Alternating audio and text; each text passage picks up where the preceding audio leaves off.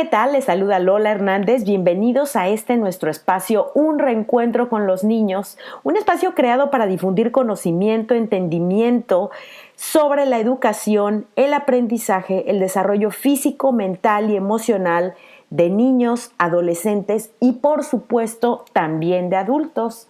El día de hoy me encuentro yo aquí en el micrófono dándoles la bienvenida a este primer programa de 2018, dándole la bienvenida a un nuevo inicio, a una nueva etapa de sus vidas, de la mía y por supuesto también de este espacio.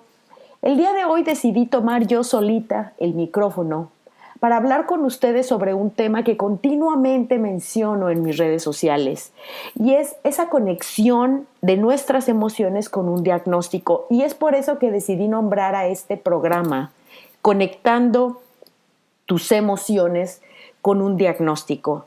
¿Qué es lo que sucede con nuestras emociones cuando estamos viviendo cerca de alguien, en este caso de nuestros hijos, de nuestros estudiantes, de nuestros familiares, que han recibido un diagnóstico como, por ejemplo, puede ser el caso del autismo, cualquier otro trastorno del desarrollo, cualquier otra condición neurológica?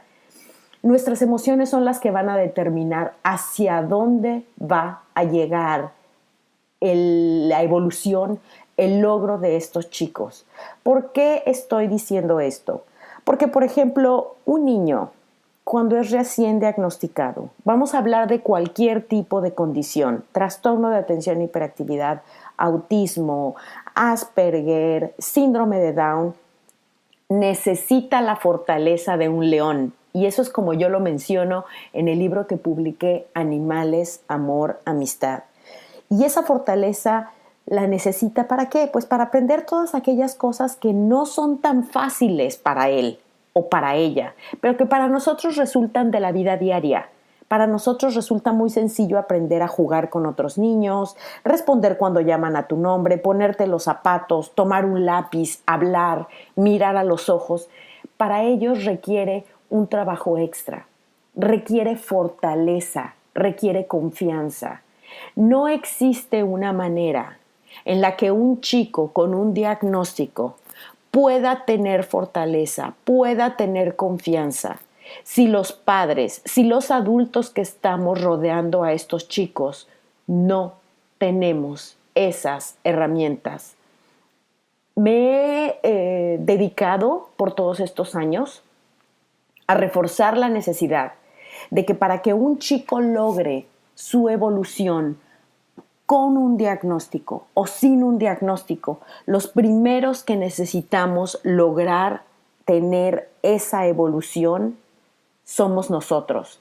Recuerden, es cierto, no existe un manual para ser padres de familia, o más bien, no existía un manual para ser padres de familia. Y no solamente un manual que nos hable de cómo enseñarlo a ir al baño, cómo enseñarle a tomar la cuchara, cómo enseñarle a seguir instrucciones. Estoy hablando más que nada de un manual de las emociones. Ese manual no existe ciertamente. Hoy por hoy existen muchísimas herramientas para los adultos para que aprendamos a voltear a ver desde dónde estamos realizando y llevando a cabo todas las vivencias y las acciones de convivencia con nuestros hijos, con nuestro entorno, con nuestros alumnos. Es necesario que primero los adultos aprendamos a reconocer cuando estamos trabajando con nuestros hijos o cuando estamos observando su diagnóstico desde la ira, desde la rabia, desde el resentimiento, la culpa, la tristeza, la negación, el dolor. Es cierto que cuando llega un diagnóstico a nuestra vida vivimos un duelo y lo tenemos que vivir, porque un duelo no vivido es un proceso no sanado. Un duelo se vive. La cuestión es cuando nos quedamos atorados en alguna de las etapas del duelo y nos negamos a vivirlo. Y muchas veces es llegar a este punto de aceptación. Muchas personas piensan que durante un duelo llegar a la parte de aceptación significa me doy por vencido, significa rendirse, significa que no puedo hacer nada. pero más bien la parte de la aceptación lo que significa es llegar al punto emocional en el que tú te das cuenta que esa situación que estás viviendo, ese diagnóstico que le dieron a tu hijo, a tu sobrino, a tu nieto, a tus alumnos, es inherente a la decisión de esa persona. Y también es inherente a tu propia decisión. Pero ahí está. Es parte de esa persona. No se va a ir a ningún lado. Y tu aceptación o tu no aceptación no va a cambiar la posibilidad de que esa condición desaparezca o no. De manera que vivir todas las etapas del duelo es importante para llegar definitivamente al punto de la aceptación. Cuando llegas a la aceptación, entiendes que esa es una situación simplemente con la que tú vas a aprender a crecer junto con tu hijo. Recuerden, hay una frase muy hermosa que dice Humberto Maturana, que él es un biólogo y al mismo tiempo es un gran humanista y educador, y él dice: cuando nace un bebé, también nace una mamá, y ambos se transforman a través de la convivencia. Y es precisamente así como nosotros nos vamos a transformar con nuestros hijos, a través de la convivencia.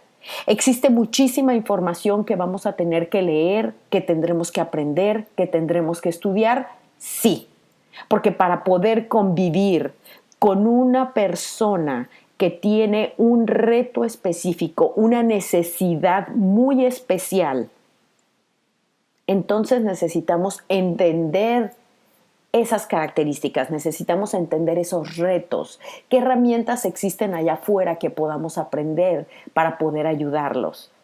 Y quiero que pongan esto en su cabeza. Aquí me están oyendo hablar de casos en los que hay un diagnóstico, pero esto se aplica también para casos en donde hay chicos, entre comillas, normales, chicos neurotípicos, adolescentes, que desde mi punto de vista he llegado yo a la conclusión de que la adolescencia es tan mal entendida como el resto de los diagnósticos. La adolescencia es muy mal entendida, al igual que lo es el autismo, el trastorno de atención e hiperactividad. Entonces, cuando yo estoy hablando de condiciones, no es que el ser adolescente sea una condición, pero necesitamos tratarla con el mismo respeto, con el mismo amor, con la misma empatía y con el mismo cuidado que tratamos cualquier otra condición, que sí es un diagnóstico.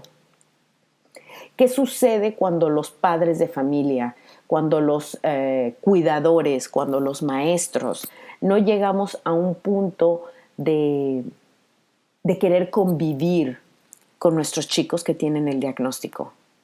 Entonces es imposible que ellos puedan percibir nuestro deseo de querer apoyarles, de querer ayudarles. Si nosotros constantemente estamos ayudando o trabajando con nuestros hijos desde una tremenda frustración, ¿por qué? Porque hemos tenido un día difícil, porque hemos tenido una vida complicada, porque estamos teniendo grandes desquebrajamientos en nuestra familia, en nuestra convivencia de pareja, quizá en nuestro trabajo.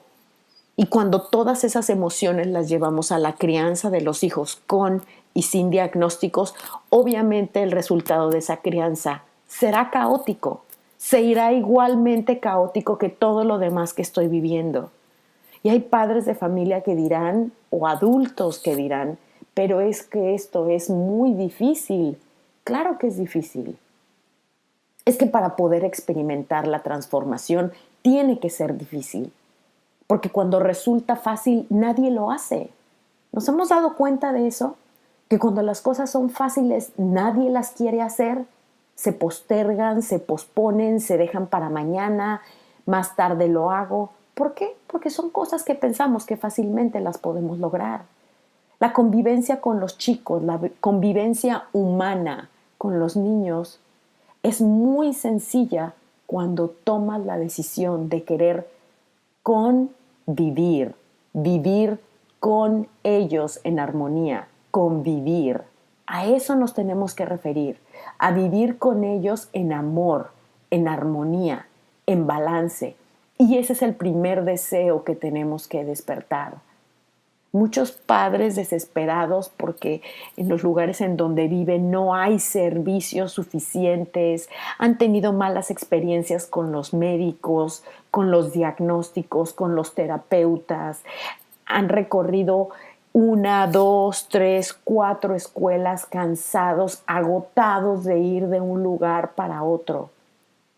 Y yo me pregunto si nosotros como adultos estamos agotados, estamos cansados, estamos desquebrajados de ir de un lado a otro. Yo me pregunto cómo se sentirán nuestros niños. ¿Qué agotamiento sentirán ellos de estar observándonos, de estar percibiéndonos con esa apatía, con esa rabia contra la sociedad, contra el sistema, contra todo, contra los maestros? No es sencillo, no, en realidad no es sencillo. Y el día de hoy hay algo que yo coloqué en el muro de mis redes sociales y que probablemente algunos de ustedes lo habrán leído.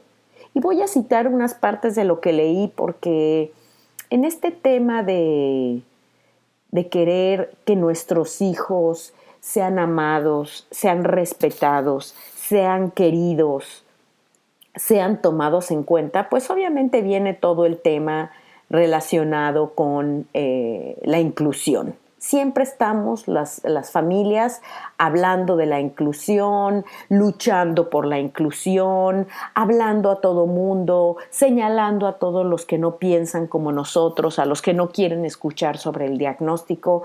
Y yo digo, bueno, es muy fácil querer y pedir inclusión y querer y pedir que entiendan a nuestros hijos y que conozcan a su diagnóstico y que los demás sean empáticos. Pero lo difícil es experimentar esa misma inclusión dentro de nosotros, ese mismo entendimiento y ese mismo respeto dentro de nosotros, de nuestra familia, con nuestros alumnos, con nuestra comunidad y con los que hemos venido excluyendo, juzgando y señalando porque piensan y sienten diferente que nosotros.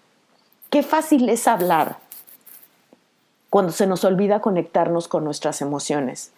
Cuando se nos olvida observar que aquello que estamos pidiendo para nuestros hijos, que los otros lo hagan, ni siquiera nosotros hemos podido hacerlo con nosotros mismos y después con los demás.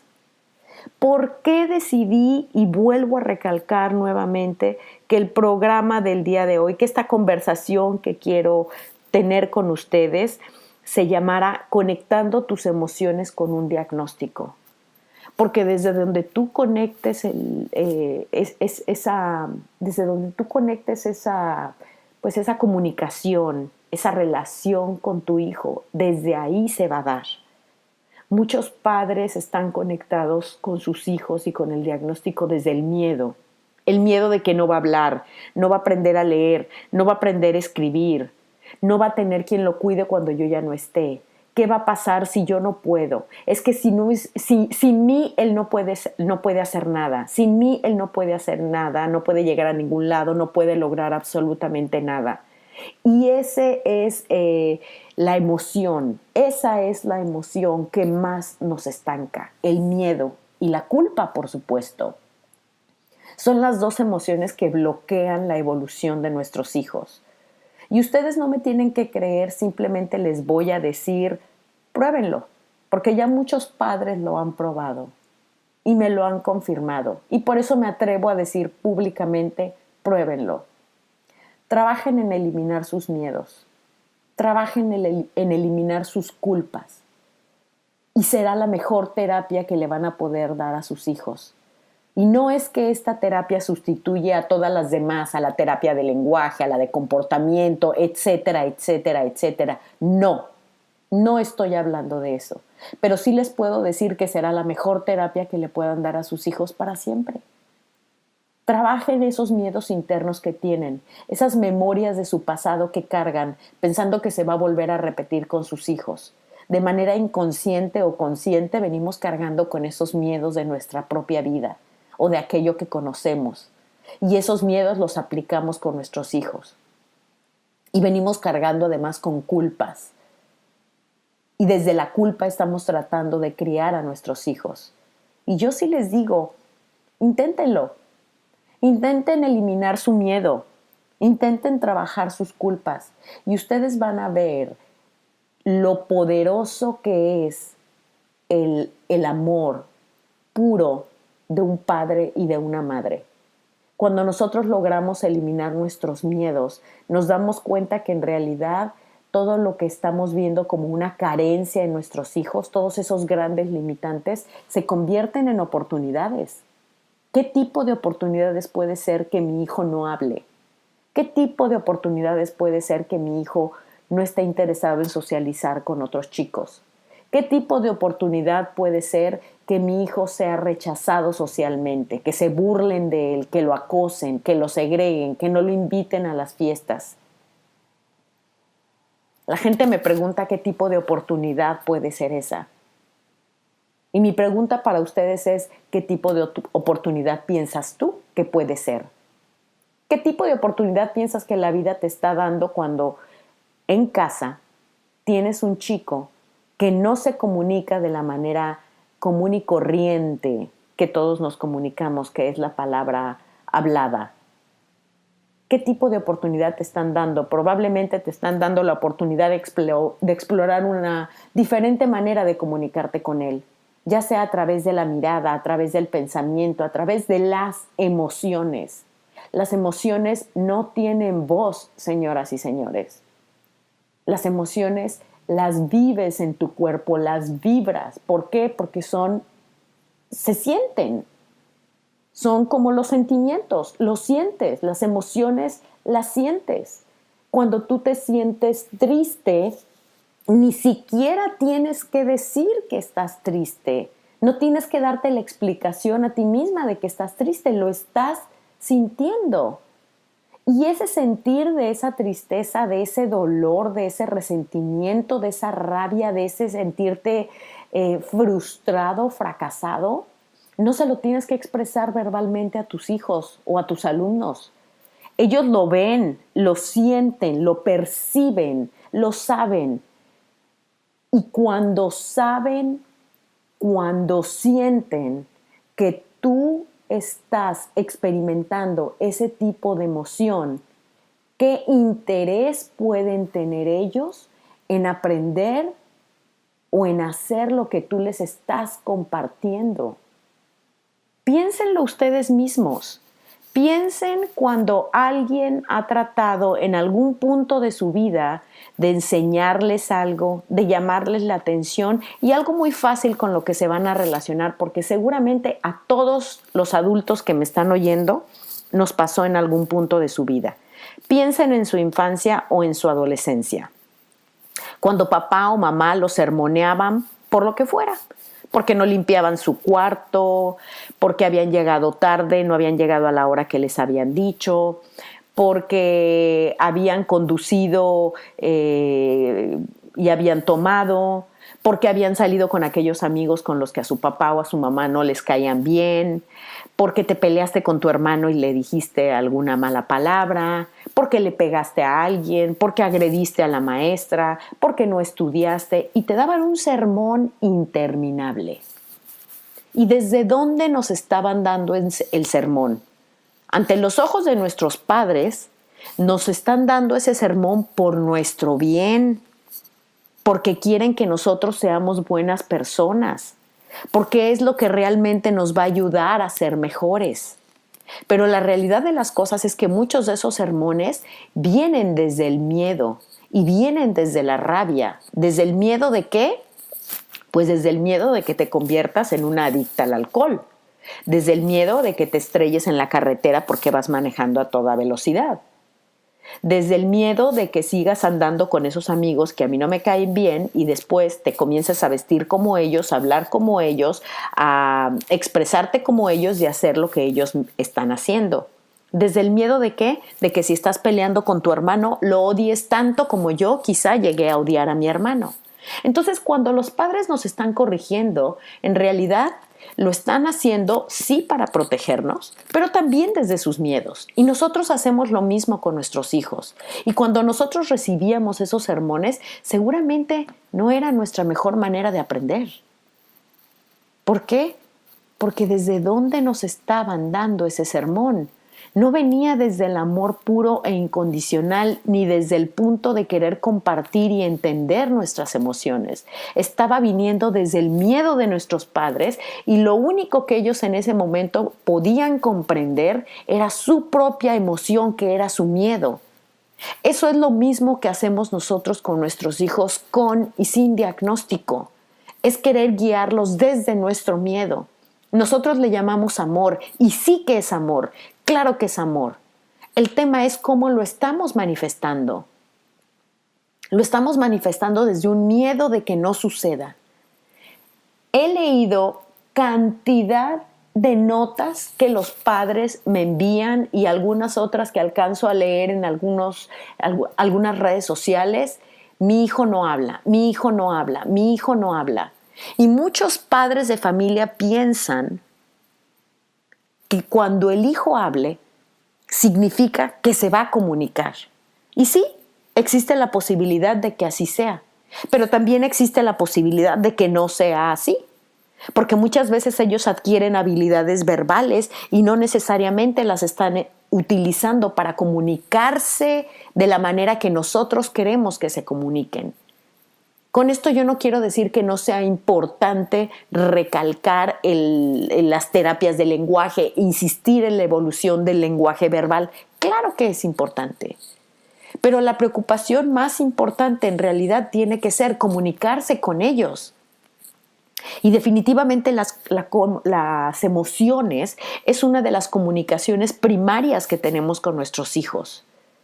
Mientras estamos trabajando en todo este proceso de desarrollar el lenguaje verbal y también el no verbal, el primer mensaje, el primer lenguaje que reciben ellos es el lenguaje del amor, el lenguaje de nuestros sentimientos y de nuestras emociones. Y por eso yo no me cansaré de recalcar que las emociones son definitivamente el primer lazo de comunicación que existe con nuestros hijos. Por otro lado, siempre que estamos en comunicación con nuestros hijos, observemos qué es lo que estamos sintiendo. Si estamos sintiendo miedo, si estamos sintiendo rabia, frustración, desesperación, es momento de hacer una pausa. Es momento de revisar, voltear hacia adentro y decir, ¿sabes qué? En este momento estás trabajando esta situación con tu hijo o estás queriendo enseñarle esto, pero te estás sintiendo ya frustrada, te estás sintiendo agotada, te estás sintiendo enojada. Eso no va a suceder. Ese aprendizaje no se va a dar en esas condiciones ni en ese momento. Es momento de poner una pausa, de tomar varias respiraciones profundas, de retirarte de la escena unos minutos si es posible, y si no es posible, te quedas ahí. Pero es como si tuvieras que desconectar tu cerebro de esa acción que estás tomando. ¿Para qué? Para poder encontrar tu centro nuevamente, para poder respirar, cerrar los ojos por 5 segundos y tomar 3, 4, 5 respiraciones profundas y decir, mira desde dónde estás tratando de enseñarle a este niño a amarrarse los zapatos, o a tomar la cuchara, o a quedarse sentado mientras come. Y desde la desesperación lo único que vamos a producir son acciones de ansiedad. Nuestras emociones, mamás, papás, todos los adultos que me estén escuchando, producen más de lo mismo. Si nosotros estamos tratando de enseñar a un chico a bañarse, a ser independiente para ir al baño, con esa frustración, con ese cansancio, con ese agotamiento, probablemente lo vamos a lograr simplemente porque lo venimos intentando y porque tenemos la suficiente disciplina y constancia y persistencia para hacerlo. El tema es que al mismo tiempo que vamos a lograr eso, también vamos a lograr elevar los niveles de ansiedad en el muchacho. Nuestros niveles de ansiedad, nuestra frustración y nuestra desesperación elevan los niveles de ansiedad de nuestros chicos. Cualquier chico con cualquier diagnóstico, autismo, síndrome de Down, parálisis cerebral, síndrome de Rett, llámenle el nombre que quieran. Cualquier adolescente, cualquier niño, cuando está en un proceso de aprendizaje y le está costando trabajo o no tiene interés, por supuesto que entra en estados de ansiedad. Ya nada más por la acción natural de aprender algo que le está costando trabajo. O ya nada más por el hecho natural de saber que alguien está teniendo una expectativa. Ya eso automáticamente nos da cierta ansiedad, nos eleva nuestros niveles de ansiedad. Y si encima de eso viene un adulto con sus niveles de frustración elevados, con enojo, con apatía, con rabia, con el deseo de no tener que hacer esto y con sus niveles también de ansiedad muy elevados, evidentemente el resultado será una explosión de ansiedad que posteriormente se convierte en un berrinche, en salir corriendo, ya se convierte en una crisis de comportamiento. Muchas de las crisis de comportamiento de nuestros niños, y ahora voy a decir específicamente del caso de niños con autismo, podríamos prevenirlas, digo muchas, y quiero hacer énfasis en eso, no todas, muchas de las crisis de nuestros chicos con el diagnóstico de autismo, trastornos de atención e hiperactividad, etcétera, etcétera, y otros trastornos del desarrollo, podrían prevenirse tan solo si el adulto lograra entrar en un estado de calma y de balance en el momento de la crisis. Si el adulto logra entrar en este estado de centro, de recuperar su calma, de mantenerse, digamos, desapegado de las emociones del chico, es increíble cómo ese berrinche, cómo esa crisis de comportamiento se puede controlar mucho más fácil y se le pueden dar herramientas de autocontrol a los chicos. ¿Cuáles son las mejores herramientas de autocontrol para nuestros hijos en general, o para nuestros alumnos, o para los niños que estemos cuidando, o adolescentes en general? Es que ellos observen nuestras propias herramientas de autocontrol. En la medida que yo soy capaz de entrar en un estado de tranquilidad o de armonía, por ejemplo, o por lo menos fingirlo, por lo menos fingir un estado de armonía y fingirlo hasta que se convierta en realidad, les da a ellos el entendimiento, la pauta de saber que ellos también pueden autorregularse. Si yo ante una crisis como adulto decido respirar profundo y guardar silencio y dar 5 respiraciones profundas asegurando que el muchacho está seguro, me refiero físicamente, que no se va a hacer daño, entonces cuando ellos sienten esa tranquilidad, sienten ese balance, sienten esa armonía, es inminente, señoras y señores, ellos también van a poder llegar a ese grado de balance. Ellos también van a poder imitar las acciones de ustedes. No hay mejor alternativa para una situación de mal comportamiento. Hay una frase que probablemente escuchamos muy a menudo, que además en las redes sociales mucha gente la repite constantemente y dice: no te enganches con las emociones. Y a muchas personas les cuesta mucho trabajo entender lo que eso significa. A mí misma, en su inicio, hace muchos años, me tomaba tiempo, más bien me tomó tiempo entender lo que eso significa. No te enganches con las emociones de tus hijos. Y yo decía, bueno, es que si yo no me engancho, pues no las voy a entender. Hoy por hoy, lo que yo llegué a comprender, a deducir, es que el no engancharse con las emociones significa, si mi hijo está en un estado de alteración, en un estado de ansiedad, si entró en una crisis, ¿por qué? Porque hay una transición que le está costando mucho trabajo realizar. Y yo entro en esa misma ansiedad que él. ¿Por qué? Él está en ansiedad porque le está costando trabajo hacer la transición. Y a mí, ¿qué me pasa? Bueno, pues yo entro en ansiedad. ¿Por qué? Pues porque yo quiero que él haga la transición y él no me entiende y nos tenemos que ir ya a la terapia y este niño no quiere dejar el juguete con el que está jugando y no entiende que lo tiene que dejar y está haciendo un berrinche y se está golpeando la cabeza y se está golpeando contra el piso y está gritando y está corriendo y yo ya estoy frustrada porque se nos está haciendo tarde, la terapeuta nos está esperando. Entonces, dos personas en un elevado estado de ansiedad no podrán lograr nada. Y señoras y señores, créanme, muchas veces se nos va a hacer tarde para llegar a una terapia, para llegar a una cita, para llegar al trabajo, para llegar a la escuela. Muchas veces se nos va a hacer tarde. Pero les aseguro que se nos va a hacer menos tarde o nos va a ocurrir menos y menos cada vez cuando nosotros logremos desengancharnos de las emociones de los hijos. Yo siempre digo, con uno que esté irritado es más que el suficiente. Con uno que esté alterado es más que suficiente.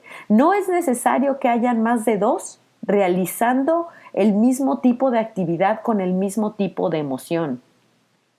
Y por ahí decía, espero no ser ignorante con lo que voy a decir, y si lo soy me van a disculpar, pero creo que era Einstein el que decía que un problema no puede ser resuelto con la misma energía que fue creado.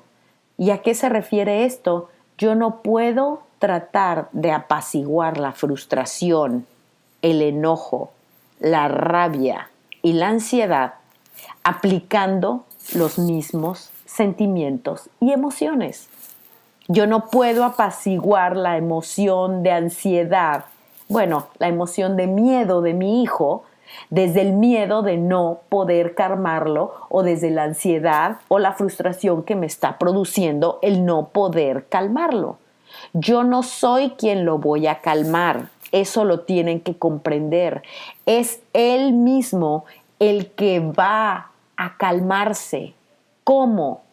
Yo soy la que le voy a dar las herramientas, no es que yo lo voy a calmar. Porque cuando nosotros como adultos estamos alterados, nadie puede venir con una varita mágica y calmarnos. Por mucho que en ese momento alguien venga y nos diga algo hermoso, algo espectacular, es que te ves bellísima, es que eres una linda persona, es que eres lo máximo, es que yo te admiro mucho. Si tú estás en un estado de alteración, no importa que venga quien venga, que venga la personalidad que ustedes más admiren y respeten.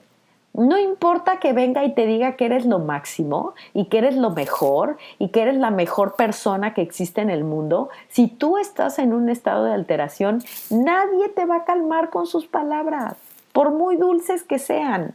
Quien tiene que decidir entrar en un estado de calma y de apaciguamiento eres tú. Lo mismo le pasa a nuestros chicos. Ahora, muchas veces ellos no tienen la decisión de entrar en un estado de calma y apaciguamiento. O no lo sé. A lo mejor sí lo tiene, porque somos tan ignorantes todavía respecto al tema del funcionamiento humano, del cerebro, de la intuición y demás, que nosotros pensamos que hay cosas que ellos no saben hacer y la misma ciencia piensa que hay cosas que no saben hacer y a lo mejor sí pueden, pero nosotros no podemos vivir su cuerpo, ni vivir su mente, ni vivir su corazón, ni vivir sus emociones. Lo único que sé es que nosotros no somos los que los vamos a calmar, somos nosotros los que les vamos a dar las herramientas. Y parte de las herramientas que tenemos para darles a nuestros chicos, las tenemos en nosotros mismos. Ni siquiera tenemos que ir a comprarlas a una farmacia o tenemos que ir con un médico para que nos prescriban esas herramientas, ni tenemos que ir con un terapeuta espectacular para que nos den esas herramientas. Esas herramientas nos las dieron cuando nacimos. Y se llama la calma, se llama el valor, se llama el amor, la tranquilidad, la confianza. Esas herramientas no se compran, señoras y señores. Esas herramientas ya se traen, pero al transcurso de nuestra vida se nos olvidó que así somos, que somos valientes, que podemos confiar en nosotros, que tenemos las habilidades para poder darles esas herramientas a nuestros hijos, y no solamente a nuestros hijos, a nuestros alumnos, a nuestra familia, a cualquier persona que nos esté rodeando. Son herramientas que son gratuitas, ¿saben? Pero a nosotros se nos ha olvidado que las tenemos. Se nos olvida, ¿por qué? Pues por nuestras experiencias de vida. Y aquí nuevamente voy a citarles en este libro que publiqué junto con mi hijo Eric, el libro de Animales, Amor, Amistad, que habla sobre diferentes animales y los valores que existen en los animales de acuerdo a culturas ancestrales, y al mismo tiempo cómo esos valores humanos nosotros como seres, como gentes lo tenemos, pero se nos olvida. Y por ejemplo, en el caso del mono, el mono es hermoso porque significa expresión de cuidado, confianza, seguridad, autenticidad, determinación, unión y comunidad. ¿Y qué pasa con esto que dice el mono? Hay muchos niños que actúan de maneras que no nos gustan, o muchas personas. Son traviesos, nos burlamos de ellos, los rechazamos, actuamos como si lo supiéramos todo, pensamos que ellos no saben, que ellos son ignorantes. Y yo me pregunto, ¿han pensado alguna vez que esos niños o que esas personas se comportan igual que nosotros en algunos momentos? Y que también esas personas que juzgamos y nuestros propios hijos pasan por momentos difíciles igual que lo pasamos nosotros. Y alguien no reconoció sus habilidades, alguien no reconoció sus atributos, sus capacidades. Y es eso lo que nos lleva a sentirnos frustrados y lo que nos hace pensar que no somos valientes, que no somos fuertes, que no somos capaces de darles a nuestros hijos lo que les tenemos que dar.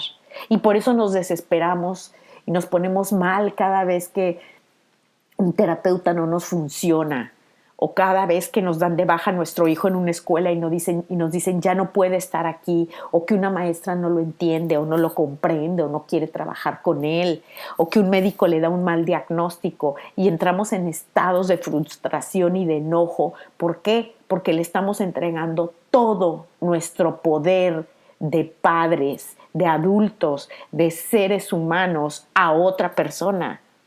Le estamos entregando todo el poder al médico, todo el poder al terapeuta, todo el poder a la maestra, todo el poder al sistema.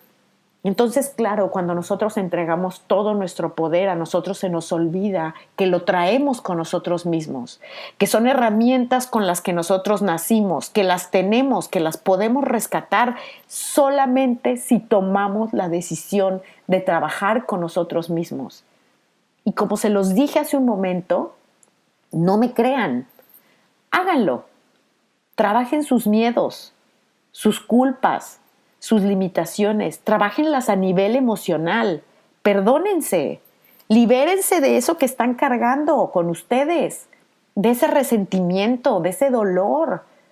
Libérense de eso y ustedes me dirán si no se convierten en seres humanos con una capacidad de dar herramientas a sus hijos y a todos los que los rodean que nunca nadie más le va a poder dar a sus hijos. Y con esto yo no estoy descalificando a los profesionales de ninguna manera, porque son ellos los que nos aportan precisamente todas las técnicas, las metodologías, los que muchas veces nos abren la puerta a nuevas ideas, a intentarlo de diferente manera, porque muchas veces nosotros no tenemos toda la creatividad ni todo el conocimiento para hacerlo. Entonces yo con esto no descalifico ni a la ciencia, ni a los terapeutas, ni a los médicos, ni a los educadores, porque yo misma soy maestra, yo misma soy educadora. Es simplemente que cuando nosotros nos fortalecemos y logramos entender que la herramienta más poderosa la tenemos nosotros, la tenemos en casa y no la necesitamos buscar en ningún otro lugar, en ese momento hacemos la vida más fácil para nosotros mismos y para nuestros chicos. Y entonces sí, todo lo que nos están dando los profesionales va a poder fluir de una manera mucho más fácil. Entonces sí que vamos a poder hablar de inclusión, porque es muy fácil ir allá afuera y hablar de inclusión, como lo mencioné el día de hoy en mis redes sociales. Es muy fácil ir y pararse con una bandera y pedir inclusión, y aquí les voy a citar algo textualmente. Y en esa parte digo, seamos congruentes. Si estamos buscando inclusión para nuestros hijos o para nuestros estudiantes, comencemos educándonos e informándonos sobre los retos y necesidades de nuestros chicos nosotros mismos. Y vamos a tomar acciones concretas para que ellos logren experimentar aquello que hemos pensado por tanto tiempo que es muy difícil, que es imposible de alcanzar. Y después de que lo hayamos hecho, entonces vamos allá afuera y vamos a pedir inclusión. Porque ¿cómo vamos a pedir el respeto? ¿Cómo vamos a pedir la tolerancia, la flexibilidad, la inclusión de nuestros hijos? ¿Cómo? ¿Con qué cara? ¿Con qué cara podemos pedir todo eso si somos incapaces de hacerlo nosotros mismos en casa? Si somos incapaces de controlar nuestras emociones más oscuras cuando estamos con nuestros hijos, o cuando estamos con nuestra pareja, o cuando estamos con el resto de nuestra familia, ¿cómo nosotros vamos a poder manifestar algo allá afuera que no tenemos? ¿Cómo vamos a poder prender una fogata con unos cerillos mojados o con un encendedor que no tiene gas? Nunca. O con una leña que está mojada. Muy difícil que lo logremos. Eso es lo mismo que estamos haciendo. Por eso, nuevamente repito el nombre y el título de esta charla que estoy teniendo, de este monólogo que estoy teniendo con ustedes. Ojalá fuera una charla. Conectando tus emociones con un diagnóstico. Obsérvate.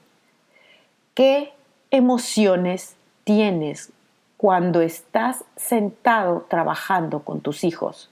Cuando estás con tu adolescente teniendo una conversación, cuando le estás llamando la atención, cuando le estás pidiendo que se siente a hacer la tarea, a trabajar, a vestirse, a bañarse, a ponerse los zapatos, a comer. ¿Qué emoción estás experimentando? Pregúntatelo continuamente, y no solamente pregúntatelo, obsérvate. Observa si estás levantando la voz, si estás gritando. Y ese es todo un tema, el tema de los gritos. Dejen de gritar, dejen de levantar la voz. Los gritos elevan los niveles de ansiedad. Y nosotros solamente gritamos cuando estamos sintiendo que estamos perdiendo autoridad. ¿Y por qué sentimos que perdimos autoridad? Porque estamos frustrados. Porque quizá nunca la hemos tenido. Porque ni siquiera tenemos autoridad con nosotros mismos. Porque nos decimos a nosotros mismos, todos los días voy a leer un artículo y no lo hago. O porque nos decimos a nosotros mismos, de hoy en adelante voy a salir con mi hijo todos los días a caminar una cuadra para hacer ejercicio con él, y no lo hacemos. Encontramos una buena excusa para no hacerlo. O todos los días nos decimos, mañana no lo voy a dejar usar el iPad tantas horas como hoy, y nunca lo hacemos. Entonces, si nosotros mismos no nos estamos respetando, no estamos respetando nuestra propia autoridad, entonces, ¿cómo nos van a respetar nuestra autoridad los hijos? Y por eso gritamos, y por eso levantamos la voz, por desesperación. Una persona con autoridad no levanta la voz. Y aquí yo voy a citar el ejemplo de, no sé, por ejemplo, vamos a decir, el Papa, representantes de, no sé, de las Naciones Unidas, de organizaciones que ustedes aplaudan o que no aplaudan, o que ustedes consideren que son autoridades que tienen algún tipo de calidad humana que ustedes aprecian y valoran. ¿Cuánto han visto ustedes gritar a esa persona para ejercer autoridad? Esas personas no tienen que ejercer autoridad. Esas personas son autoridad. ¿Por qué? Por sus acciones, por sus valores, por su integridad. Eso es y no hablo de todos, ¿ok? Por eso yo le dejo a cada quien que escoja a su propio personaje. Y puede ser un personaje vivo o un personaje histórico o bíblico o como ustedes quieran. Piensen en esos personajes que ustedes saben, conocen, admiran, respetan, o en esas deidades, lo que ustedes quieran. Nadie tenía que gritar para ejercer autoridad porque simplemente no tienen que ejercer autoridad, ellos son autoridad. Y eso es lo que nosotros como adultos podemos lograr. Porque ser autoridad no significa que tú vas a hacer lo que yo quiero. Ser autoridad significa tú me vas a abrir el corazón para yo poder guiarte de acuerdo a lo que yo pienso que es en nuestro más alto beneficio, siempre respetando tu integridad y tu individualidad. Y eso es lo que tenemos que respetar en nosotros mismos y en ellos.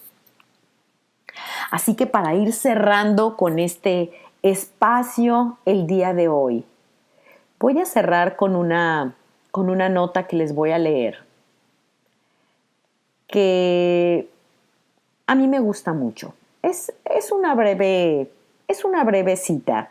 Es una breve cita de un libro que yo acabo de leer, que a lo mejor ustedes van a decir, bueno, ¿y qué tiene que ver? Es un libro que leí sobre inmigrantes. Un excelente libro, pero lo que pasa es que yo encontré una gran analogía entre los inmigrantes y los niños con cualquier tipo de condición. ¿Por qué?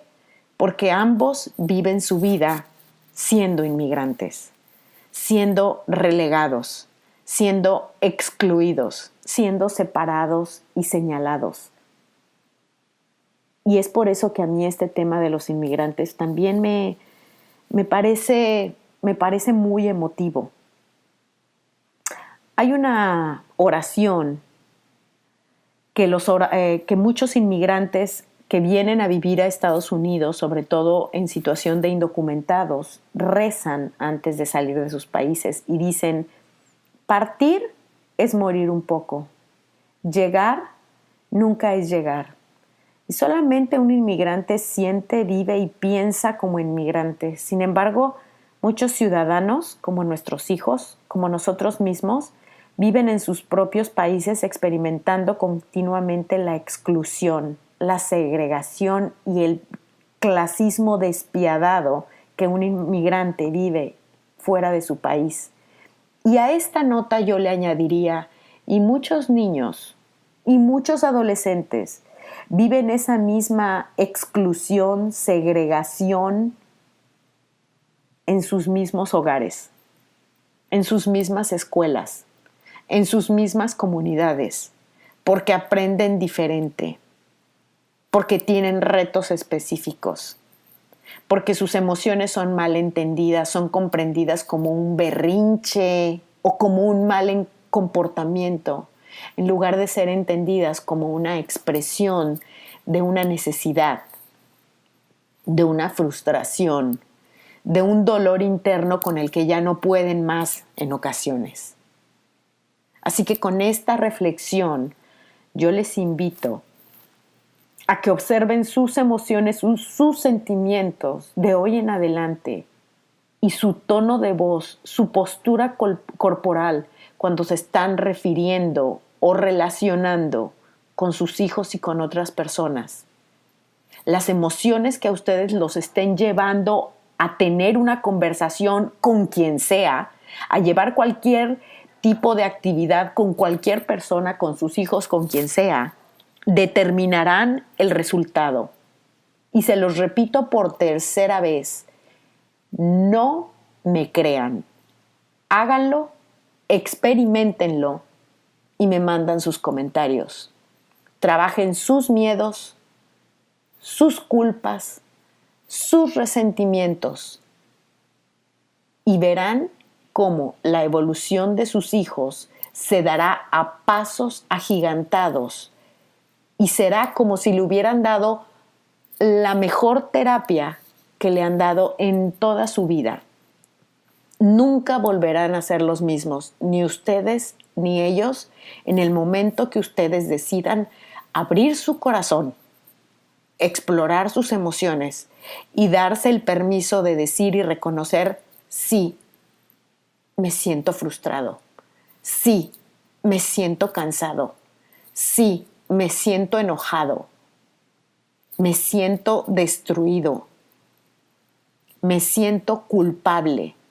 Pero después de que ustedes puedan reconocer y darse el permiso de sentir esa emoción, porque se tienen que dar permiso de sentirla y se tienen que dar permiso de saber que la están experimentando y reconocerla, después de eso, entonces ustedes la pueden liberar y decir: este enojo no soy yo, es un enojo que estoy sintiendo, pero no soy yo. Y lo liberamos porque no lo necesitamos en nuestra vida. Sin embargo, a lo largo de nuestra vida nos vamos a enojar muchas veces. Claro que sí. El tema es no amarrarnos con un enojo ni con un resentimiento. Y lo mismo ocurre con la tristeza. Nos vamos a sentir tristes muchas veces en nuestra vida. Claro, porque para experimentar el gozo, la alegría, tenemos que experimentar la tristeza. Es inminente. Somos seres